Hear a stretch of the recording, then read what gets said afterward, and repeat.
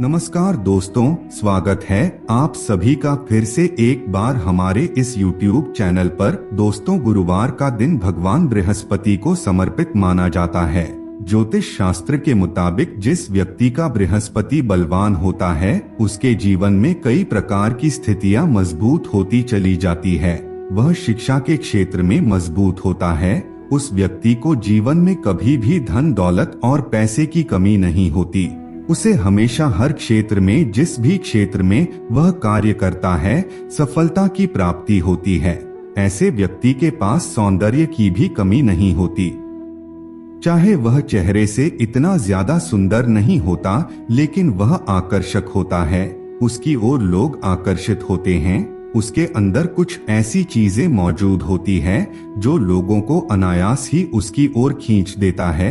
गुरु बृहस्पति बलवान होता है तो व्यक्ति को समाज में मान सम्मान पद प्रतिष्ठा प्रदान करता है, यानी कि गुरु सभी प्रकार की चीजें प्रदान कर देते हैं। दोस्तों, यदि गुरुवार के दिन आप कुछ नियमों का पालन कर लेते हैं तो इससे आपका कमजोर गुरु भी बलवान बन जाता है। जिन लोगों के जीवन में धन से संबंधित समस्या होती है, संतान से संबंधित समस्या होती है और कई प्रकार की समस्याएं व्यक्ति को परेशान करती रहती है, जो गुरु ग्रह से संबंधित होता है, अगर आप गुरुवार के दिन इन 4 नियमों को अपना लेते हैं तो इससे आपका गुरु ग्रह बलवान बन जाता है और आपके जीवन में खुशियों का आगमन होने लगता है। तो दोस्तों, शास्त्र के मुताबिक गुरु ग्रह ही आपको सब कुछ प्रदान कर सकते हैं।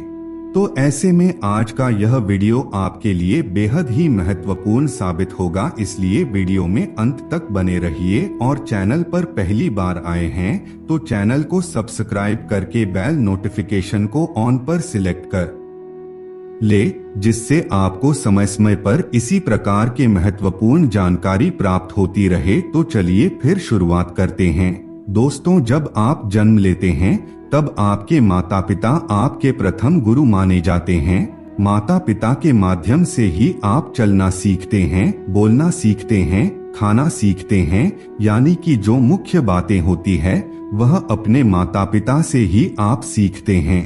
आप अपने घर के बड़े सदस्यों को सम्मान देते हैं, हर कार्य को उनकी आज्ञा के अनुसार करते हैं, तो यह आपको माता पिता से प्राप्त होता है। दोस्तों, अगर आप गुरुवार के दिन अपने से बड़े लोगों की इज्जत करते हैं, उनकी सेवा करते हैं, उनकी कही गई बातों को मानते हैं, तो दोस्ती से आपका गुरु ग्रह बलवान होने लगता है।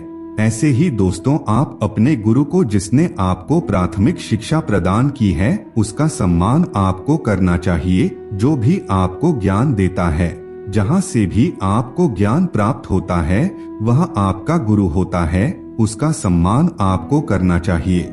यह तो एक साधारण सी बात है। साथ ही दोस्तों, गुरुवार के दिन आपको पानी में हल्दी डालकर के अवश्य स्नान करना चाहिए। इससे आपका गुरु ग्रह बलवान हो जाता है, जिससे आपके जीवन से दुर्भाग्य यह दूर हो जाता है। दोस्तों, अगर आप गुरुवार का व्रत करते हैं तो इससे आपकी सभी प्रकार की समस्याएं देखते ही देखते दूर हो जाती है। इन सभी बातों के बारे में तो आप लोगों को मालूम ही है, लेकिन दोस्तों, गुरुवार के दिन केले का पौधा आपको अवश्य लगाना चाहिए। अगर आप केले का एक पौधा अपने आंगन में लगाते हैं और उसकी पूजा अर्चना करते हैं तो आपको अवश्य ही भगवान बृहस्पति आपकी मनोवांछित फल प्रदान करेंगे। शास्त्र के मुताबिक गुरुवार के दिन गृहिणियों को कभी भी घर में पोछा नहीं लगाना चाहिए। यह शुभता का संकेत माना जाता है। इसे घर में दरिद्रता का वास होता है। आप सप्ताह के 7 दिन में से गुरुवार को छोड़कर किसी भी दिन पोछा लगा सकते हैं, लेकिन गुरुवार दिन आपको पोछा बिल्कुल भी नहीं लगाना है, इससे भाग्य कमजोर हो जाता है। ठीक इसी प्रकार दोस्तों, गुरुवार के दिन स्नान के बाद आपको पीला वस्त्र धारण करना है। आपको यह नियम बना लेना चाहिए, एक जोड़ी ऐसा वस्त्र रखें जिसे आप गुरुवार के दिन पहने। आप भगवान के पूजन में भी आप पीले फलों और पीले फूलों का इस्तेमाल कर सकते हैं। यह बहुत ही जरूरी नियम होता है। अगर आप इन नियमों को करते हैं तो इससे आपको कई प्रकार के फल प्राप्त होने लगते हैं। दोस्तों, भोजन में भी आपको यदि पीली वस्तु कोई खाने में बना रहे हैं तो यह बहुत ही बढ़िया है। अगर आपके पास कोई ऐसी चीज नहीं है तो ऐसे में दोस्तों आप आटे में चुटकी भर हल्दी डालकर के उसका पर रोटी बनाकर सेवन कर सकते हैं। इसके साथ ही गुरुवार के दिन सत्यनारायण भगवान की कथा को सुनने से या फिर पढ़ने से उसका एक विशेष फल प्राप्त होता है। ठीक इसी के साथ ही माता लक्ष्मी की कृपा प्राप्त करना चाहते हैं तो गुरुवार के दिन आपको माता लक्ष्मी की पूजा अर्चना भी करनी चाहिए। यह तो हुई साधारण सा नियम जिसे गुरुवार के दिन आपको जरूर करना चाहिए। इसके साथ ही दोस्तों कुछ ऐसे महत्वपूर्ण नियम है जिसे आपको अवश्य करना चाहिए, यानी कि आप इसे एक प्रकार का उपाय भी कह सकते हैं जिसे आपको गुरुवार के दिन करना है। इससे आपके जीवन में चल रही तमाम प्रकार की दुख तकलीफ दूर हो जाएंगी। चाहे आपके जीवन में धन से संबंधित किसी भी प्रकार की समस्या हो, पारिवारिक समस्या हो या फिर किसी भी प्रकार की कोई बीमारी हो, सभी प्रकार की समस्या से आपको राहत प्राप्त हो सकता है। तो दोस्तों ऐसे में आपको करना क्या है उसे बड़े ध्यान से सुन लीजिए। जैसा कि आप सभी लोगों को मालूम है, सभी के घर में गंगाजल मौजूद होता है।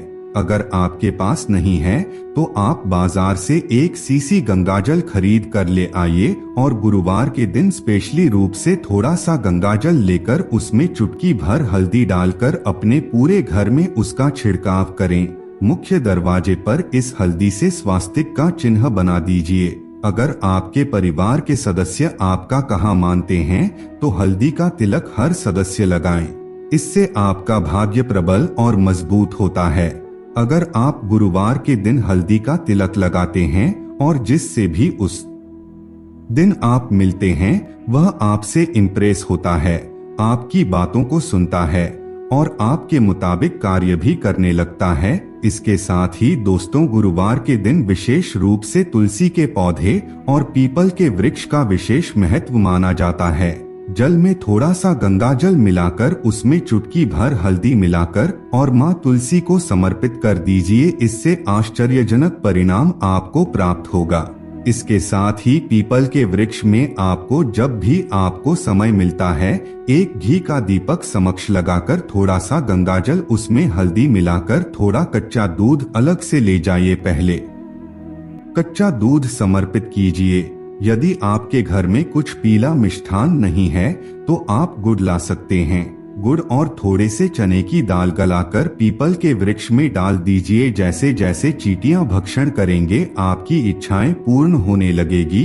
पीपल के वृक्षों में भगवान विष्णु और माता लक्ष्मी का वास माना जाता है। इससे दोनों प्रसन्न होकर आपकी इच्छाओं को पूर्ण करते हैं। धन का आगमन बड़ी तेजी से होने लगता है। तो दोस्तों यह बहुत ही सरल और साधारण सा उपाय है। दोस्तों श्रीमद् भगवद गीता के मुताबिक भगवान श्री कृष्ण पीपल के वृक्ष को सबसे बड़ा और प्रभावी बताते हैं। तो ऐसे में गुरुवार के दिन अगर आप इस वृक्ष की पूजा अर्चना करते हैं, मात्र एक दीपक भी जला देते हैं, तो इससे आपके रुके हुए कार्य धीरे धीरे करके पूरे होने लगते हैं। तो दोस्तों आज के लिए बस इतना ही। फिर मुलाकात होगी एक नए और ताजा एपिसोड में। तब तक के लिए नमस्कार।